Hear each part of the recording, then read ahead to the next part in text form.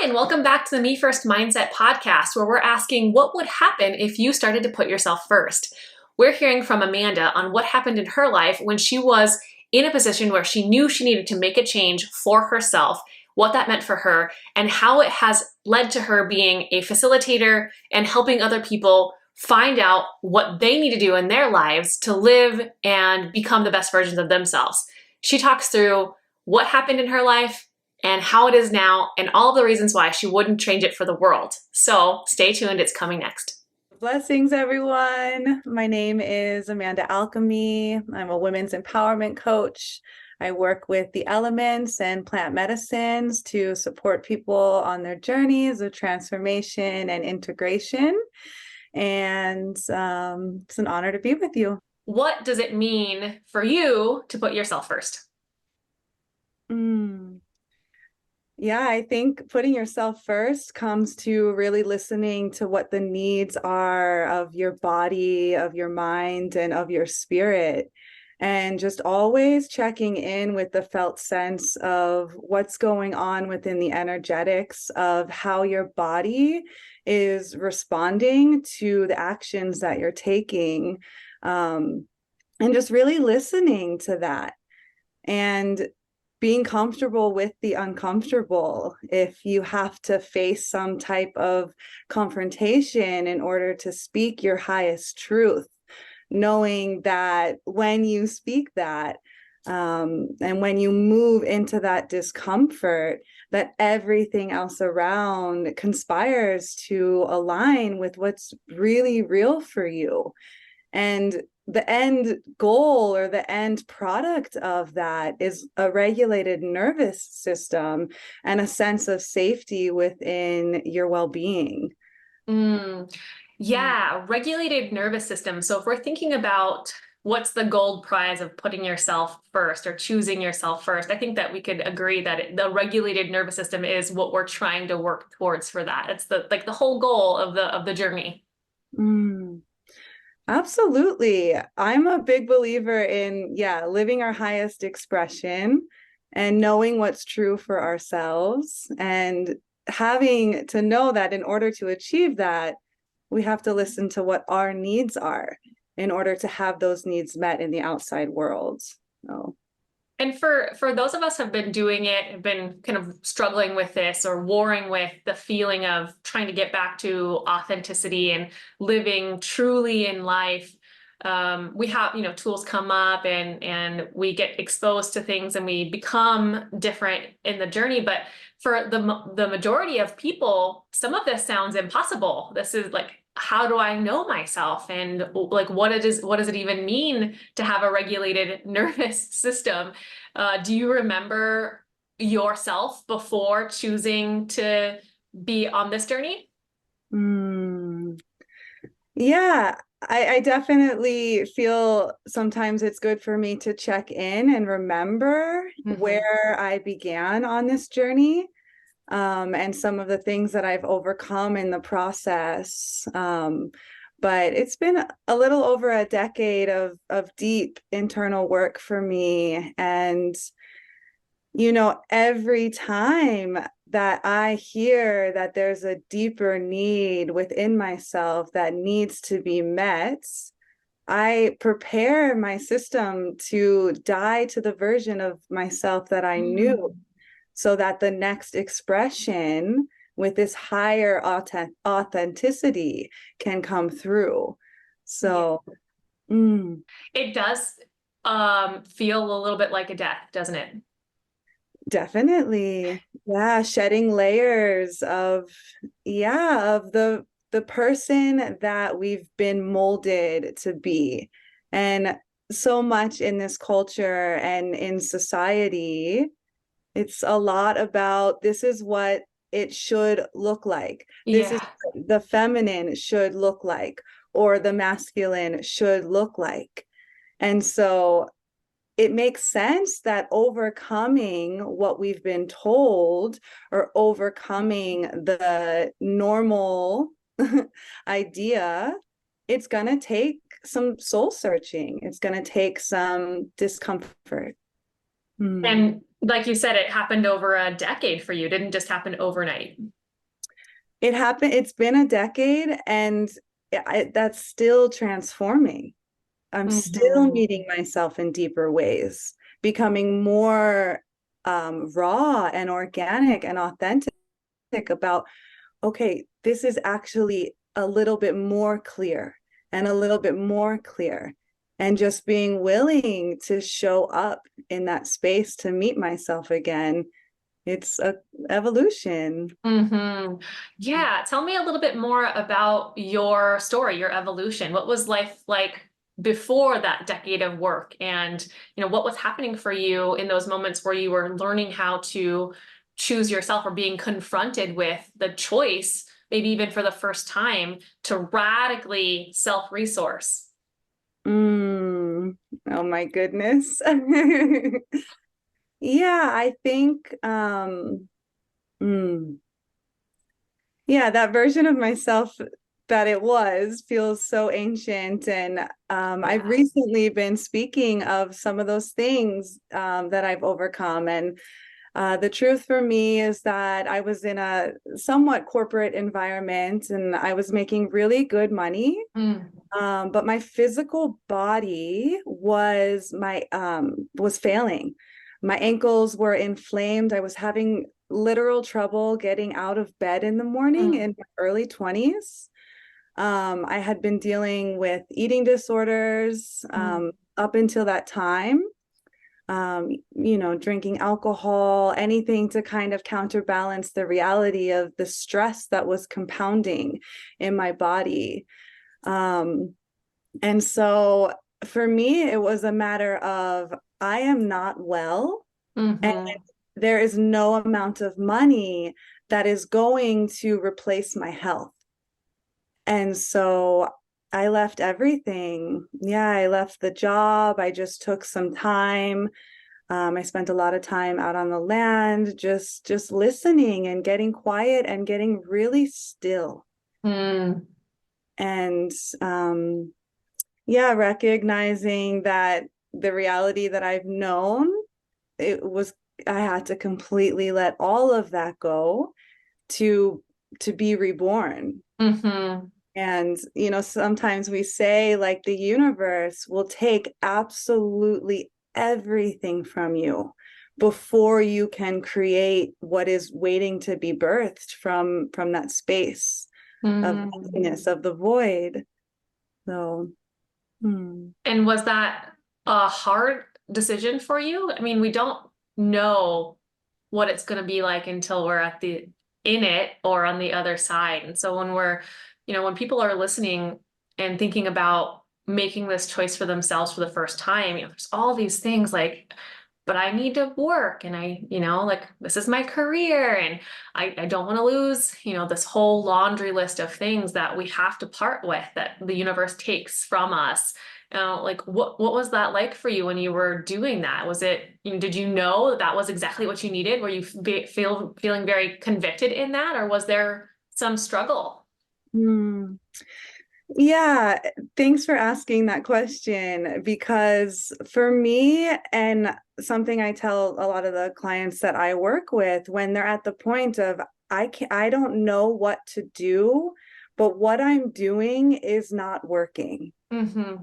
And for me, the experience, I'll never forget this day. And I was out on the land out by my property outside of Sedona, and it was really early in the morning and I was just walking this super like kind of desolate trail, flat land and cows in the distance, and I was just listening and walking, and I literally fell to my knees and Mm-hmm. I just looked up at the sky and I was like, please God, help me.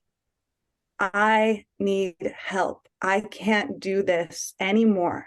Mm-hmm. And that God that I was reaching for goes by many names. It was Yeah. not one specific God. It was just like, I, I need help. Mm-hmm. And it took me falling to my knees of something has to change. Yeah. So in that sense, it was easy for me to make the change because had gotten so uncomfortable and so bad that I had no choice. Yeah. Um, And was it mostly just the physical body types of symptoms that was really making you so ill? Like what were you warring with that felt so bad? yeah, I think it was definitely like the physical ailment was like a smoke alarm of your Hmm. body's not sustaining this. And then also just feeling so disconnected from myself. I was quite depressed, quite isolated. Mm. I just felt like there were no outlets of fulfillment for me. And on the horizon or, in the distance, there was a life that I saw as possible. And sometimes we don't know the way, Right. know the destination, and the way knows the way. Hmm. We just yeah, we just take that first step and trust and never lose sight of the highest expression of our life's possibility. Yeah, and that seems to be what makes it mostly worth it for everybody is just getting back to feeling some kind of alignment with themselves. Like, how do I get into feeling like I'm a true version of myself again? Because whatever I was doing before, like you said, is not feeling like it's me. It feels like it's maybe somebody else's life. Mm-hmm. Yeah. Was it mostly the corporate environment that was really making you feel that way, or was there anything else that comes up that made you feel like this was not the life you wanted? Yeah, I think it was just the combination of everything rooted in a lack of connection to what I could see as possible. Hmm. Of like for me living in the red rocks and waking up and being out on the land and that was a distant dream for me, but it lived within me. And I Yeah. think any change we want to make or we know the answers, we know the calling of the soul. Hmm. And so it's like, okay, how can I listen to that? How can I attune all aspects of my life to really align with the what my heart is saying? And so, Yeah. Yeah. And we were just talking earlier about this, the feeling of like unlearning. And I love what you just said about like we already know what's inside there. And it's just about being brave enough to recognize that it's possible. We have for so long been told what's not possible for us and what we can't do and what's realistic and what's a goal that you should go after and what's sustainable or what's stable. And so we start to lose track of what's even possible. And so I'm hearing you say that like one of the first things that you can do is to at least just expand your possibilities, just hope for something even more, wild to be possible for yourself. mm-hmm. Yeah, and much of that for me was liberation from like the corporate environments. And I was just having this conversation the other day is that when we're growing up and we have these passions that live within us, much of what we were told when we were younger is like, oh, well, that's a hobby. That's not Right. a job. And for me, it was like I was trying to make this one track work, but I had that programming that I had to unlearn in order to say, no, this is my life's work. Hmm. It is Yeah. not a hobby for me, you know?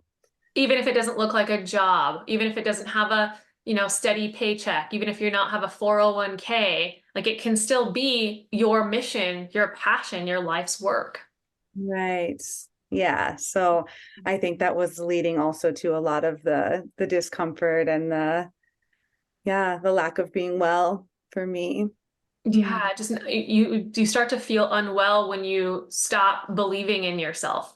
Mm. Totally. Hmm. And you said too, we have the vision is already inside of us. And it reminds me of, I can't remember who said this to me in the past, but if you can dream it, a version of you is already doing it. It's already there for you. You just have to kind of catch up to it. Do you believe Absolutely. that? Absolutely. Hmm. Yeah. So what did you have to do? So what you had this experience of just being falling to your knees and asking for help from source, from God, from spirit, and then knowing at that moment that you're going to do this. This is going to be something that is vital and important. And so then what? What did you have to do? What ended up having to be the steps to take to choose yourself in those moments? Yeah, I think the first thing for me was, yeah, I think I had left the job at that time already. And I had already been studying like the holistic arts. And yeah, I think it really was just a matter of taking action every single day towards achieving that goal. So waking up in the morning and putting myself first, writing down the intentions for the day as to how I was going to make that my reality. And, at that time, I was really into that manifestation theme of the thought is only a thought. It's hasn't been actualized when it's in your mind. But Mm, once you write it down, you bring it into the physical plane of existence, and you're a step closer to whatever it is you're wishing to achieve. hmm. Mhm. Yeah, I didn't, I guess I've heard that before, but it's seeming like more important now as we're filming this. We're going right into New Year's resolutions season.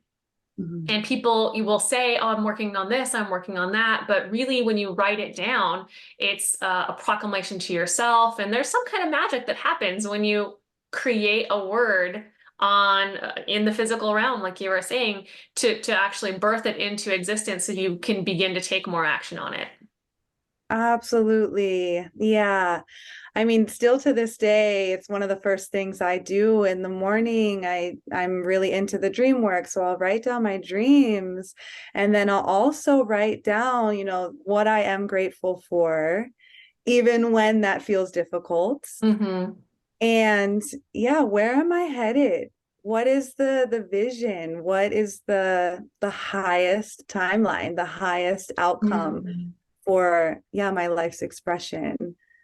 So So what ended up being the vision? What came true for you since then? What has happened in your life that's been so different since that moment that you started to choose yourself and then become a more aligned version of you?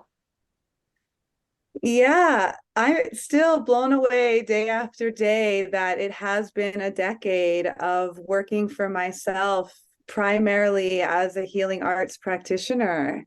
And I feel confident in saying that anything that moves through me that wants to be birthed, that feels truly authentic within my nervous system, within what my scope of practice is, can be made manifest. And so I have my home just outside of Sedona. I work for myself. I'm healthy, Hmm. physical body. There's like no symptoms of any of what I was experiencing before I took that step. Mm. Yeah. And yeah, I really am amazed that just anything is possible.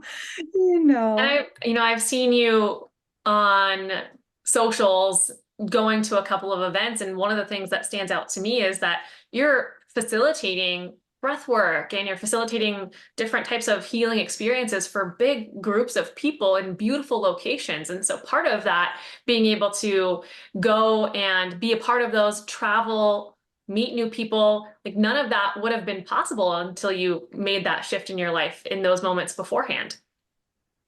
Absolutely. Yeah. Yeah. It's like I'm living, I feel like the waking dream of heaven on earth. And sometimes when I'm in those spaces, I'll just look out and just like, wow, we're really doing this. And like you said, And I'm able to hold this because of that younger version of Mhm. myself that couldn't find her way and found her way. And Yeah. so, yeah, I think yeah, anything that we can dream, like you said, there's a reason you're dreaming it. Yeah. Mhm. And, one thing that you had also mentioned is getting back to a regulated nervous system. I think that when we're in this healing arts space, alternative, holistic space, we can appreciate that there's not a lot of room for creativity or expression when your nervous system is dysregulated and you're in any type of dysregulation, whether that's fight, flight, freeze, fawn, any of those things are really constricting. It stops you from being able to see what's possible. So, how have you worked through that and gotten to regulation on your own? Yeah, so it definitely for me is that mind, body, spirit connection. Mm-hmm.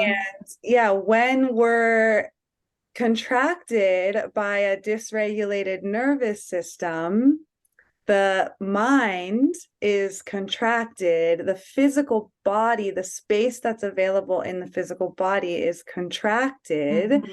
and the spirit is suffocated. Mm. And so to overcome that for me, it was coming to my breath, moving energy just through deep regulating breaths, and moving my body in somatic ways that are unauthentic, not inauthentic, but that are authentic for me. It Yeah. You doesn't have to look ask like, yourself, like, what do I need in this moment? And going back to like even being able to tolerate questions like, what do I like or what do I need? So many of us have no idea. I remember being brought to tears by someone saying, like, well, what do you like? Like, I haven't had a minute in the last 10 years to consider that. And it feels so hollow when you first start working with your own wants and needs, especially with people that have a dysregulated nervous system because of an attachment wound. When if we had something from our childhood come up and we didn't have needs met and we went a long time believing that our needs didn't matter, and we even maybe felt shame for having any needs. Once Mhm. we carry all of that into adulthood, learning how to meet our needs on our own again is sometimes it's profound, but it can be really scary and painful too. Absolutely. Yeah. And you mentioned it earlier, there is a bravery and a courage that is part of this process and part of this journey. And I was the youngest of seven. So I can come from that. My needs are not met. And I don't even know really what my needs are. Mm-hmm. And for me, it became a reality of nobody outside of me can or will meet these needs. Mm-hmm. Either if I don't know what they are, there's nobody that can meet them. And I don't need anybody else to meet them. I'm going to meet them within myself. And Yeah. when it's real for me, it'll be real for the outside world. Mm-hmm.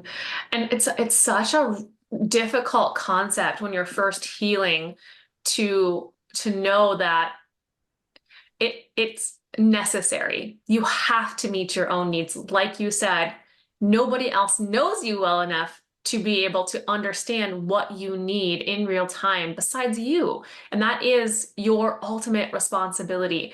And at the same time, we have been told, here's that unlearning again. We've been told that, especially women in this like princess era, that someone else is going to make us whole. Someone else is going to come in and meet our needs, and if they don't, then there's something wrong with them and us. And so when we're confronted with the reality that our wants and needs are our responsibility to bring awareness to, become aware of, and also meet, not just communicate and expect, but also meet, that can be lonely. And if you have if you don't have a good practice of regulating, it might feel unfair. Did you ever feel any of those kinds of emotions as you were going through it?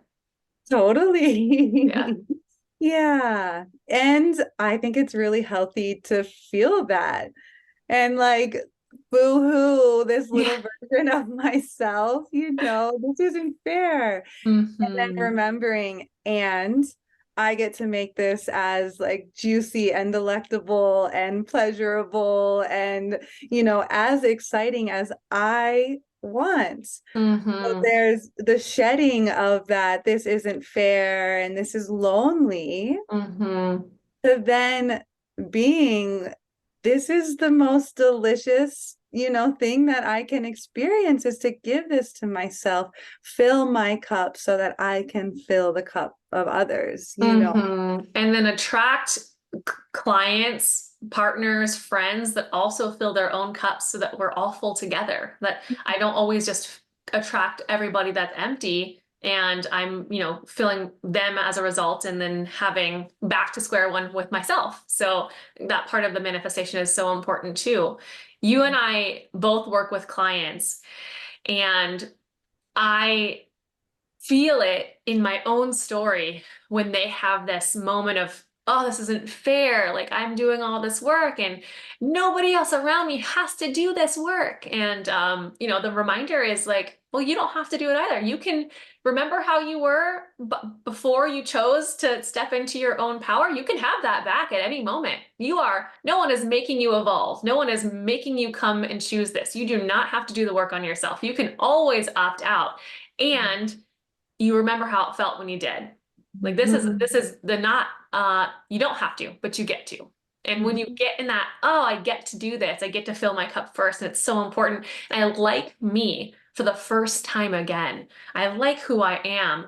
I like who I'm becoming. I have agency again. That's what makes it worth it. Mhm. Yeah, we say it's like the road to no end, the road to no return. Because Mm-hmm. when you go back and you remember what was, you're like, oh yeah, there's only forward. There's Because only it's like, forward.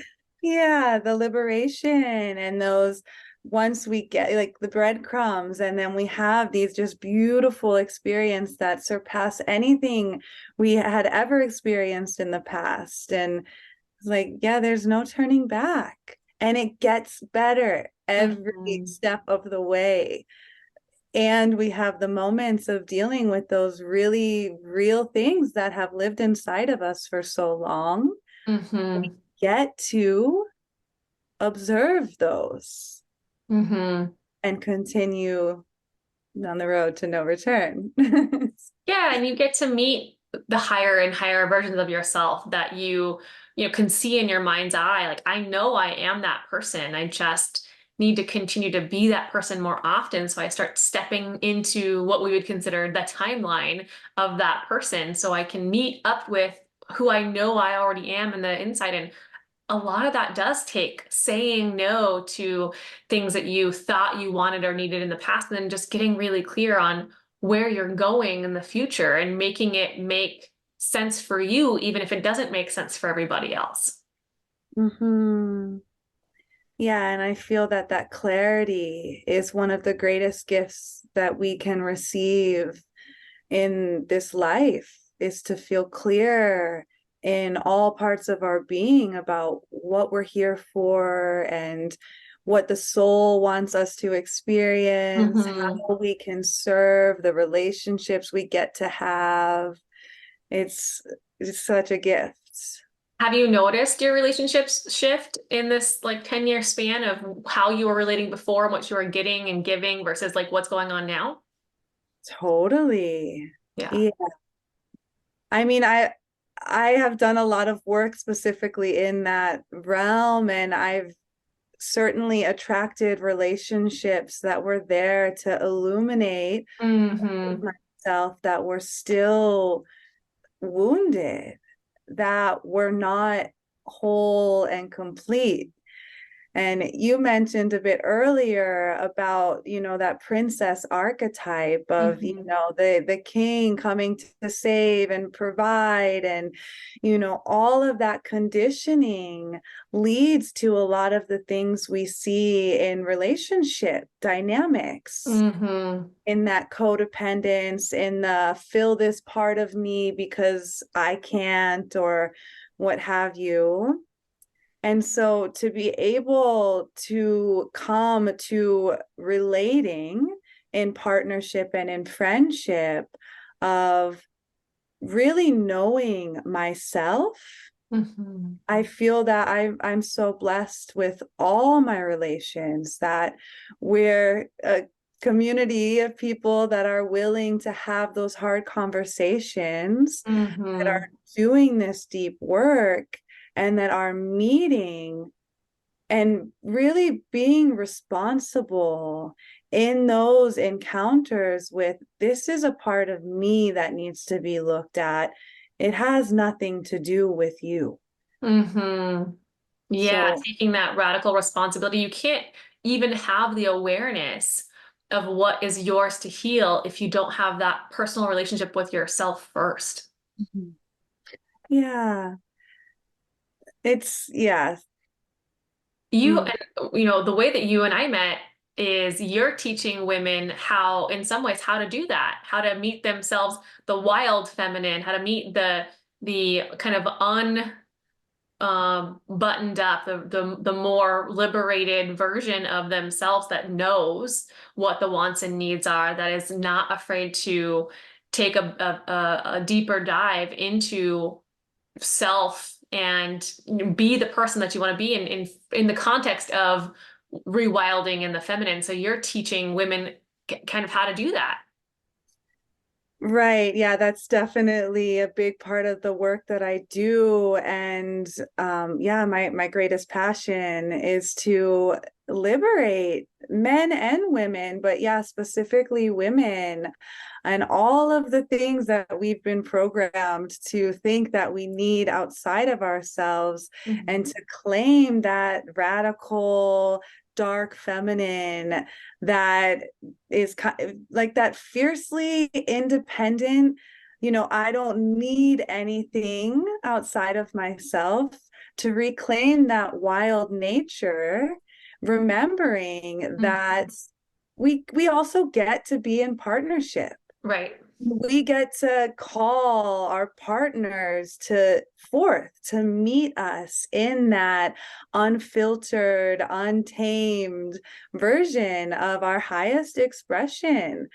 And it takes sometimes just a radical shift in Hmm. what we like, a shift in the opposite direction, so that we can then find what is the midline for us. Yes, I 100% believe that we cannot find the balance unless we know where the edges are. So we have to occasionally find the edges. We have to go radically to one side and then to the other and test it out and test the limits of the self, and where do I end and where do I begin, and and we change so much too, over the course of a couple of weeks, months, years. Like some of those things are radically different. And so giving yourself the practice of testing the limits allows you to be in choice with the neutrality that you choose for yourself, with the, stoicism, if you want to call it that, or, just the place of neutrality that you can, really ground and have a foundation on. Mm-hmm. Mhm. Yeah. Yeah. I mean, I definitely think that exploring the edges is a great way to figure out what's real for you. We say sometimes, like, the more uncomfortable and the more vulnerable, the better. You will find yourself in those experiences. Yeah, and I have heard that in other podcasts with other people that have come on. A lot of the times where we find ourselves is the edge. Some kind of big radical change where we get to the end of the rope, or seemingly the end of the rope, where it's time to grab onto something new, and it's this transition period where it feels like a mini death, and and sometimes even the edge of the world. Literally, I'm in the jungle, or I'm on the mountaintop, and I'm in nature and really at the world's edge to be able to see where I fit and where do I want to be. The space to decide. You have to give yourself the space to decide. Right. Yeah, space too is so important because if we're so, again, with that compacted mind, body, spirit, there's no room, literally and metaphysically, there is no room for this next version of you to come through. And Yeah. yeah. So Mm. what's your advice to someone that's looking for this kind of experience? How do we approach or prepare ourselves for a version of ourselves to die in order to make space in the next thing? Like what does the nervous system need to do? How do we get there? Mm. Yeah, I will definitely default to the more uncomfortable and the more vulnerable, the better. Yeah. So finding experiences that make you really nervous, whether that is sitting in a group of people and having to introduce yourself and, Hmm. where you're at in your life, or going to a sound healing, if that's like so out of your comfort zone, I would say start putting yourself in uh, positions that force growth. Hmm. For Um, many of us, the crazy thing that's the most uncomfortable is to do nothing, right? mm, totally. Yeah, thank you for speaking to that too, because that's been alive too. What did I do? Well, I did these things. I moved my body, I listened to my breath, but I for sure slowed down. And I spend most of my life slowing down, taking deep breaths, kind of isolating sometimes on the weekend to take a long bath and Hmm. just like really nurture myself Yeah. and have even those hard conversations with the self of what do I want really, and writing those things down. Being brave enough to be truthful about it because we can say, "Oh, I just want a paycheck." Really? Is that what you want though? Like what do you really want? Do you want just like is this all you want or is there something else? Do you want space and time and nature and joy and pleasure and decompression and expression? Like where are those things at? What do I really want here? Right. Yeah. Yeah. So I would say too, yeah, I just want to speak to that such a crucial piece, that slowing down. And also for me, a big part of my life path is connecting back to nature, Hmm. getting out on the land and just walking meditation and being with the trees and the sky and seeing yourself through the reflection of the landscape of where Hmm. it is that you live. So yeah, slowing down, being with yourself, getting really clear. And I think one of the biggest pieces for so many is getting radically honest about the relationships in your life and Hmm. friendships in your life that expect you to show up one way Hmm. when that version of you is no longer relevant. Yeah. So there is that piece of preparing yourself to let those relationships transform so that you can be met with new relationships that meet you and see you in a new version that you are meeting yourself and seeing yourself in. Probably one of the reasons why we stay in the same version, stay stuck in things that don't serve us is to be comfortable for other people because it would really put them out for us to change. And it's, not fair to them for us to be different than what we said we were going to be. And so we start to hold these, I don't know, expectations of other people higher than the expectations we have or the commitments that we have for ourselves. And it's incredibly hard to shed or transform or pivot a relationship for what would be considered no good reason. If it's just because I want to, it's not a good enough reason. They have to have wronged me. It has to be catastrophized. It has to blow up for us to be able to say, oh, this does no longer serve me. And so I think that learning the nuance of allowing people to change, once you start letting yourself change, then you can start to see that in other people and you give them the gift of allowing them to change and transform. And that's really how we ultimately get to retain people in our lives. Because if we don't, then they do end abruptly and there's no room for relationship going forward because you can't tolerate the new parts of each other. And so being able to allow people to change and grow and those relationships to change and grow really helps us have sustainability in relating. Mm-hmm. It's a huge piece. Yeah.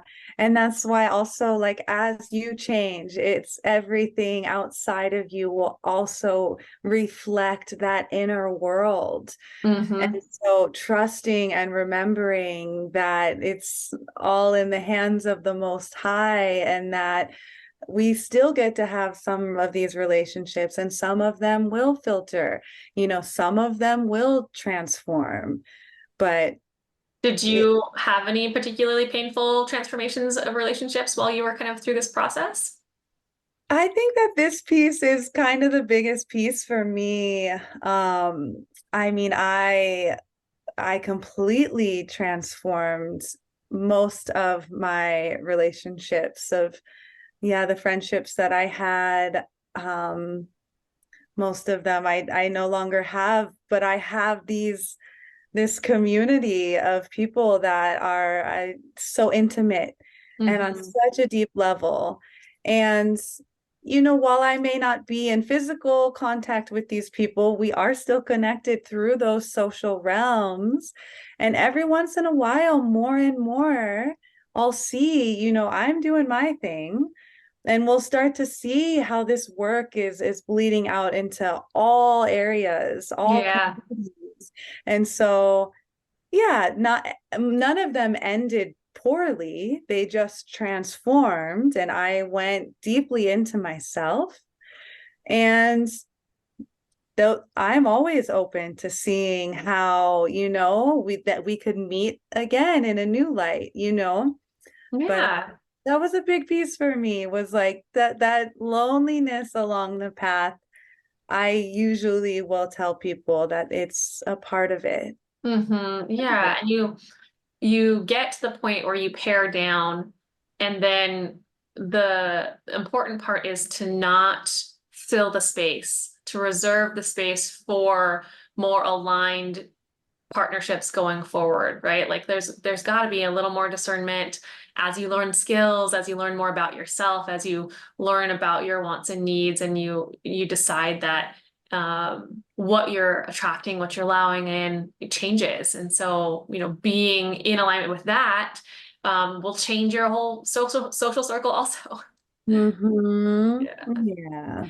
Yeah. So this is the question that I usually end with, and so I'll give you this question also. Was it worth it for you? All of the things you had to change and shift, and relationships that changed and shifted, and things that you had to give up. What would you say? Is it worth it for you? 100%. Yeah. Yeah, no question. Yeah. Yeah. Because I think ultimately one of the things that my soul always wanted were deeper, more intimate connections and relating in Yeah. just like authentic expression of who we all are. Hmm. And all my relations are that. Like a bunch of characters. I look out in the world and I'm like, wow, these people are amazing. Yeah, And and you can't get to that point without doing the work in yourself first. And so it's so beautiful to be able to say, okay, I'm doing the work here. I'm losing a lot of people, And then, you start to gain some really lovely, authentic relationships that you're like, this is why, this is why, this is why I'm making space.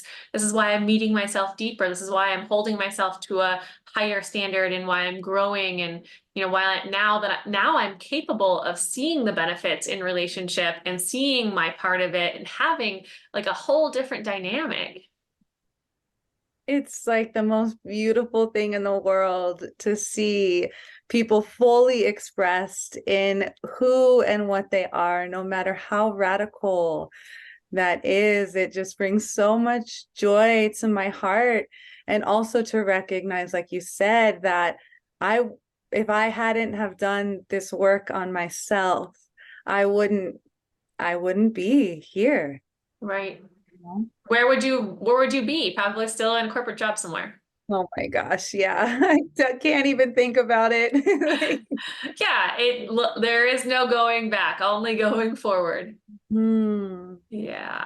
yeah. I think it's such an important message. One of the reasons why I ask the questions that I do is because I want people to realize that this isn't just Amanda's story. This isn't just my story. It's not just, one person's possibility. This is open to anybody. This is really, if we had to choose one thing, if you were like, what am I on earth for? Like, this is the point. This is the job. This is the work. This is the opportunity. And it all starts with choosing yourself, being brave enough to start with asking, like, what do I even want out of life? And then calibrating on that so that everything that comes after that is more aligned. Hmm. So beautiful. Yeah. Hmm. Yeah. All right. Any last recommendations for our listeners? Anything that really helps you on your path to staying attuned to your own self? Tools that you like, things that you do daily besides writing down your intentions? Mm.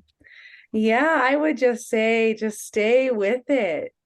through the whole process. And there's no greater reward in life than your own sovereignty, than your own radical expression of who you are.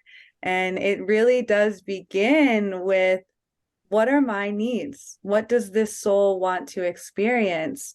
And once you're aligned with that, it lights up the whole world. And yeah, it's such a blessing to live in community in that way, and everybody's expression in that way. Mhm.